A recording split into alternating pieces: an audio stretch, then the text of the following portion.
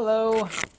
Oh my god, this has been like the busiest week of my life. I apologize for being absent for a few days. I've been working my tail off the entire time. Take my own advice.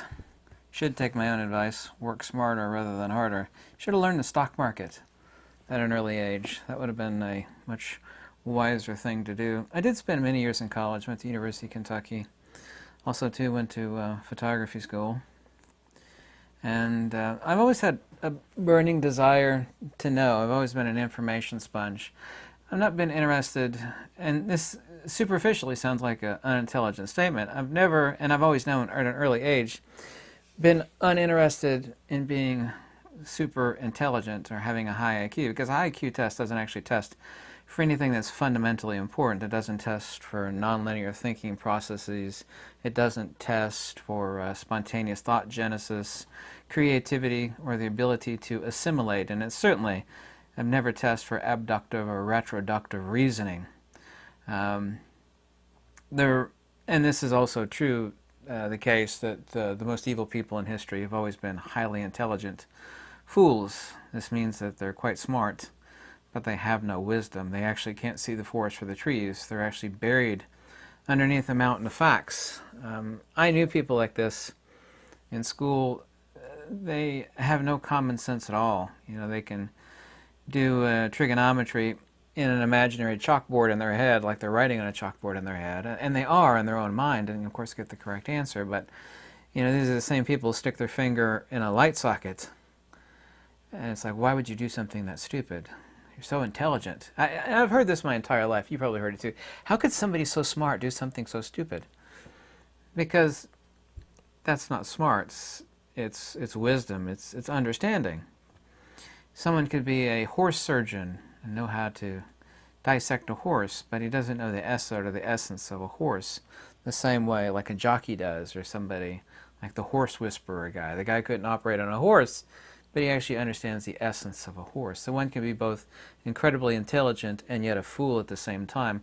This is completely lost, utterly and completely lost upon people today.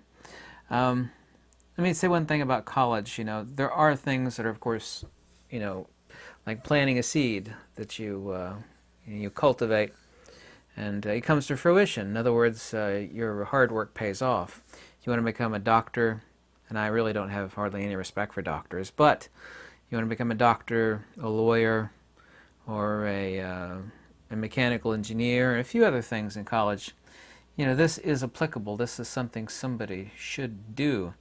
But everything else in college is a complete and utter waste of time. Something that people don't get. It's like, I say, oh God, I'm so desperate to get into college. People should be asked, why is it that you want to get, what are you going to do? I'm going to have a major in English, and I'm going to get a minor in philosophy. Oh, really? Minor in philosophy. That'll go really far. And I'll be the first to admit that I myself wasted years in college. I knew the whole time that I was wasting my time. I found it quite easy, but I was just kind of floating in life. But I spent all my time in the library. I still spend an enormous amount of time, not like studying in the library. I can very quickly find books. I also, too, was taking college courses in the University of Kentucky while I was at high school. I was taking advanced Russian college courses at the University of Kentucky while I was at high school. I'd literally leave high school and be driven to the University of Kentucky. But without a desire to know and the discernment of nonsense, there's nothing a 4-year or 6-year or a master's in college can give you.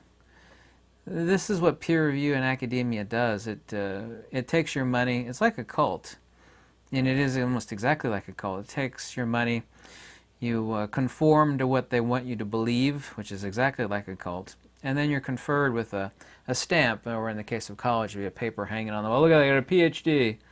Well, that's very nice. We know you're intelligent. We know you got high marks on your tests, which means you're intelligent. You probably have a high IQ.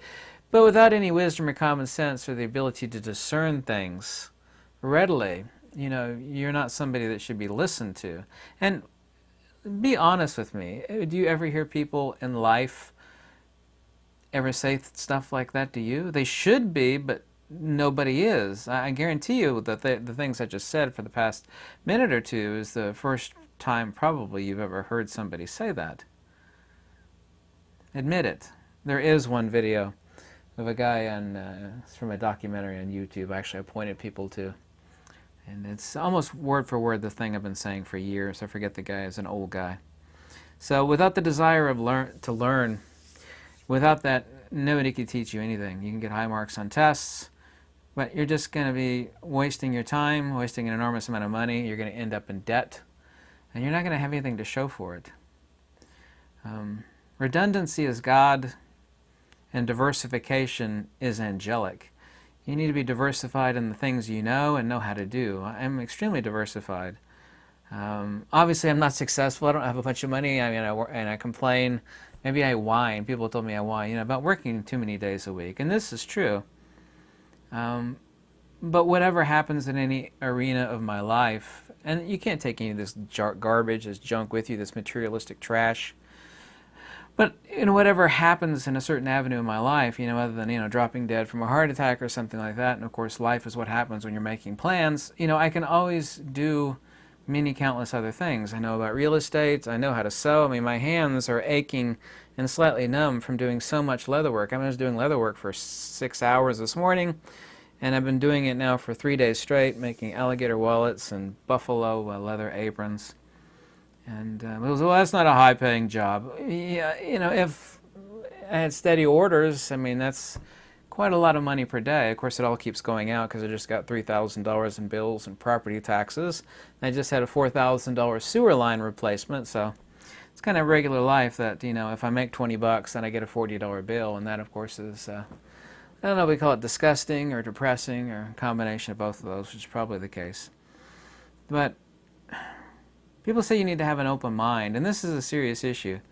The thing I need to point out to people that want to learn and understand, and most people don't, is I just want a better job. I want to go to college so I can get a better paying job, and that way I could have a home with no mortgage and have a wife and 2 kids and a little cute fluffy dog, and that really is what people want. But I mean, without the desire to know and the ability to discern nonsense from facts and logic, you've got nothing. You're wasting your time and money in college. People, my entire life, and I've always known that they were wrong, said you need to have an open mind. And that's partially true, but an open mind is a horrible thing. As a closed mind is a horrible thing, too.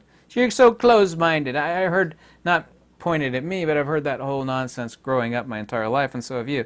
You got a closed mind, man. Well, a closed mind, of all the things, the 2 antinomies, a closed mind is way better than a fully open mind. With an open mind, your brain falls out, as the saying goes. Also, too, it's like having a house where you leave the doors open.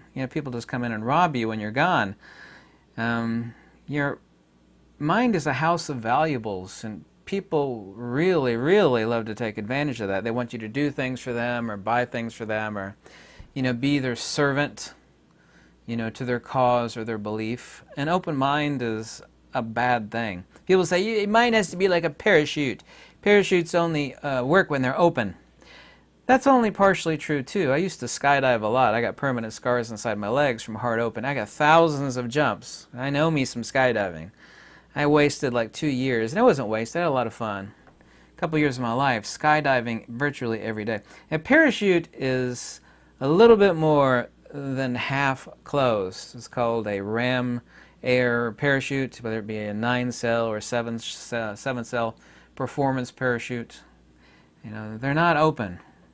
The front of them is open to catch air, but a parachute that was totally open would not, keep somebody from dying. So, same thing with an open mind. People should not have an open mind. They need to have a gatekeeper. The antinomies between an open mind and a closed mind is to have a gatekeeper at the door that discerns whether something is logical and wise and it follows.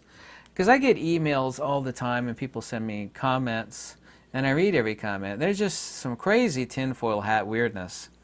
Just absolutely crazy. And I know they mean well, but I mean, this is completely, even though there's no evidence for this. And a wise person doesn't care as much about evidence, because there are things, countless things, of which there is no objective evidence of, like the soul, of the absolute, of the transcendent, because it is the subject. It is never an object to be witnessed or stuck underneath the microscope.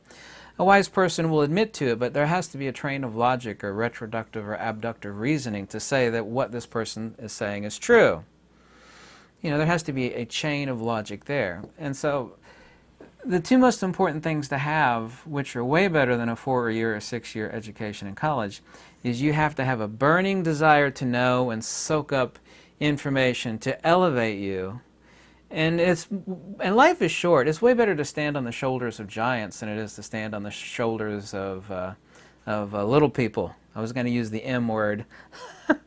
And all these people are, and I can always tell what somebody knows by the garbage they recommend you read. And it is garbage. What about Jung or Alan Watts or just some other, just a horrible, it's like life is too short to read that garbage.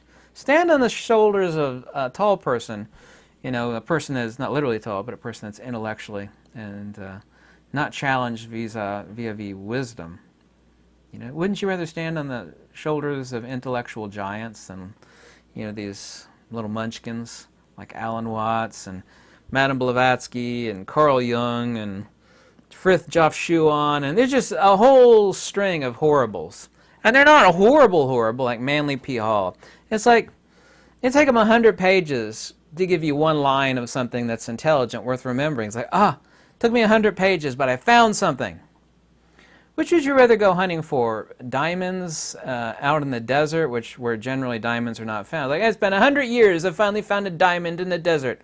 Or would you rather go to a diamond mine, where there's a lot of diamonds? I don't know why people read these horrible, horrible authors. And I don't mean truly horrible, it's just mediocre at best. Like, life is too short to read this mediocre garbage. So you have to have a desire to know, to truly understand. Not knowledge as in mere episteme, which is knowledge, and that's, makes someone smart. I know a lot of stuff, someone will tell me. It's like, well, that's really good, but do you understand anything? Do you have any common sense? Do you have the ability to discern things? 9 times out of 10, they don't. 99 times out of 100, actually, so. Without this desire to learn, and without the ability to discern nonsense from facts and logic and what is truly wise, you got nothing. College isn't going to do anything. You spend all the money in the world, get yourself a nice Harvard education. I see people on the news, and I don't like watching the news, but I'm able to see through their nonsense. And some chick said, I got a Harvard education. I can't believe this person said something. That's nothing. Who cares if you went to Harvard? That doesn't mean anything. The only thing going to Harvard or Princeton or Yale means is that you had the money, you buckled down and you studied hard and you passed a bunch of tests. It doesn't mean you're wise at all. These people are not smart.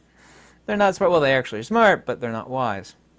They can regurgitate a lot of facts to you, like a bird when it eats like a worm for its little babies and it chews it up in its stomach and it comes back and it barfs it out to its little babies. They'll regurgitate all sorts of empirical facts to you, but they have no wisdom. They don't understand the essence of anything. So, study does not make you wiser. It fills your head with facts, and this is not a bad thing. I'm not against being stupid. Like, I don't know nothing. I'm not against being intelligent. I'm saying intelligence, i.e. episteme, is not only the end-all, be-all, it is not even half. It's far less than half the story. It's about 25%, really, somewhere along there. So, studying hard and passing tests, and getting a major in underwater basket weaving. So I went to college for 4 years. What did you major? I got a master's in underwater basket weaving. Not that that's a real thing. Actually, underwater basket weaving would be more useful than a degree in psychology and like a countless other things. I got a degree in English Lit. Oh, that's good. I'm going to stick that right on the mantle next to the other dusty bric-a-brac. That's never going to be of use to anybody for anything. So, do not envy the intelligence. Do not envy those with college degrees. That doesn't mean they understand anything. It doesn't set them up for a better life. There are things that will pay off if you go to college. Doctors, lawyers, electrical engineer, a few other things like that, but it's just a waste. It's a money mill. It's a scam. Like I said, I'm as guilty as anybody else, but I knew it going in. I just basically figured it'd be a break. And I'm going to, because taking tests to me was easy. I'm just going to hang out. I'm going to chill for a few years in college. I'm basically going to live in the library where all the wisdom is of the ancient dead masters, and my teachers are, of course, a bunch of buffoons. So I even knew going into college that it was just a total friggin' waste of time and money. Why did I do that? I don't know. It's one of those things of youth that... Anyway, thank you so much for watching. If you ever like these videos, let me know, or you just leave a donation, or you tell me how much you hate it. Thank you. Goodbye.